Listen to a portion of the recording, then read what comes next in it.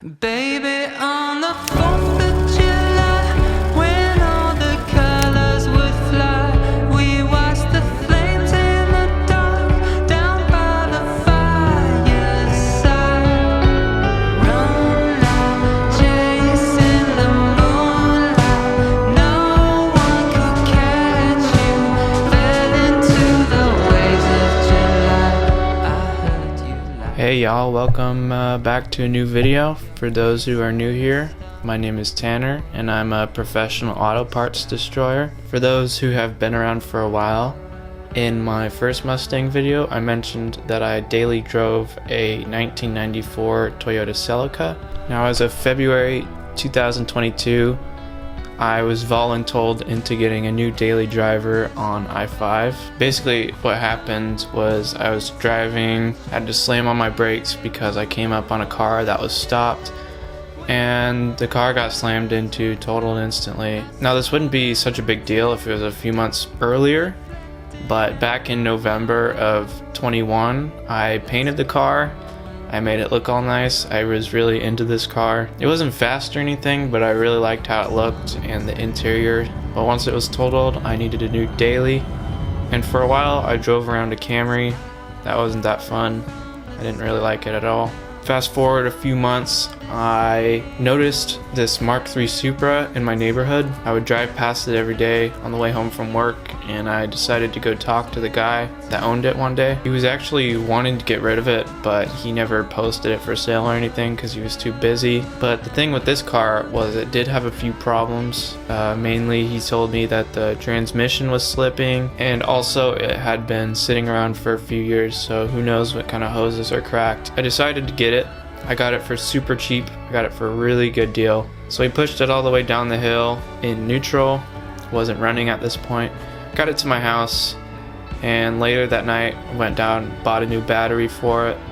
I cranked it over, and a few minutes into working on it, it slowly started up, and it was great. After I got it started, I took it for a little drive around the neighborhood, and I quickly realized that it was hesitating pretty bad and it needed to get the gas replaced in it. Drained all the old gas out of the fuel tank, put new gas in, started it up, drove it around for a few minutes, and it felt better already. But I didn't stop there for maintenance. I did all the oil and the spark plugs, anything that needed attention. Went through the engine bay, checked all the hoses. I replaced a few hoses, random hoses. I cleaned the interior. The interior was kind of nasty, but I made it look pretty well.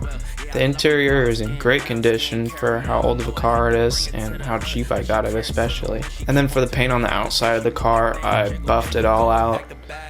And then I ceramic coated it, and it looks very nice. This that back in my back flow, we back to change the climate. This that back in my back flow, we bring the force like Tommy. Back in my back flow. After dangling this car for a while, I loved how it rode and drove and everything, but naturally I wanted to do some more stuff to it. The first thing that I wanted to do to the car was put a new muffler on it because I didn't like how the old muffler looked and it was too beefy for me. I wanted something a little louder, something that I could also have look nice also. Okay. Her name is Willow. No one cares about your car video. They want to shoot a cat. So now that I wanted to put a new muffler onto the car, I think the muffler looks great. Some people might not think it, but who cares about what they say. Next thing on my list was to paint the wheels because I didn't like how the wheels were looking. They're kind of rough. I did find that the tires were super old, actually from 2005, so those definitely needed to be replaced. I decided to just leave the tires on for now, just paint the wheels with the tires on so I didn't have to mask anything off and make it super easy. They turned out okay. I could have done better, but it's all okay. It looks fine. Now remember at the beginning of the video how I got the car so cheap because he said the transmission was slipping? Well, I drove the car around for a while and I didn't feel it slipping, so I thought, wow, I just got a great deal on this car. But nope. A couple weeks ago, I was driving the car home from Seattle and wouldn't shift past second gear anymore. It just got stuck in neutral. Now, I don't know anything about automatic transmissions, so I instantly thought, well great, I'm gonna have to take this somewhere or I'm gonna have to get a new transmission. After a week of waiting for the shop to give me something back. They just told me I needed a new transmission, which I felt was kind of lazy because it's like, wow, that's something I already knew. So I did what I do best and decided to take it into my own hands. I did some digging online and I found it was actually a common issue for the automatics in the Mark III Supra for the solenoids to go out. Now, I still couldn't tell you what a solenoid in an automatic transmission does. All I knew was that it was worth a try to replace them for $100. It's pretty simple to install solenoids in your transmission. You just have to take the pan off the bottom and it's right there. It's just 3 solenoids for my vehicle. I replaced all of those. One more thing that I did before I put the car back down on the ground was I needed to replace my speedometer cable. The speedometer reads too fast. For some reason, it'll jump around sometimes. I took the old speedometer cable out and I found that it was kind of wiggly in between. So I thought, okay, that needs to be replaced. Put a new one in, and actually it turned out that it still does the same thing. So I got to figure out what that is eventually. I do want to fix that. Put the car back down on the ground and I took it for a test drive, and I was wonderfully surprised to find that my transmission was working again. Which was weird because I tested the old solenoids and all of them were working.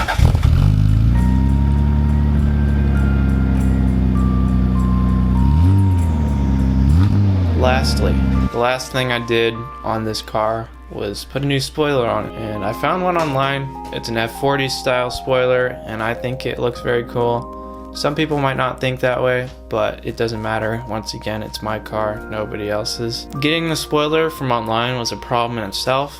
But one day it showed up at my house and I was surprised. Now to put it on, I just put it on the right spot on the car, traced it out, and then I used paper to trace the holes. And then I transferred those tracings onto the car, drilled them out, most of the holes lined up, and it was just as simple as bolting the spoiler onto the car.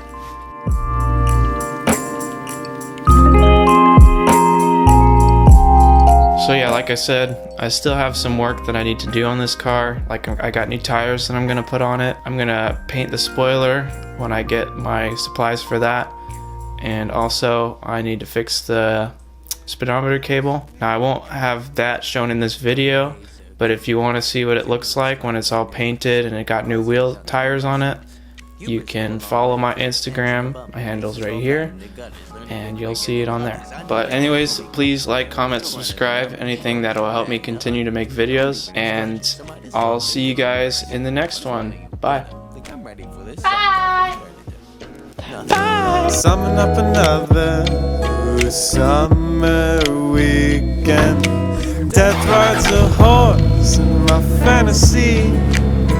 Yeah, taking in the seasons, and now while I got them, hope I'm still pretty when it comes for me.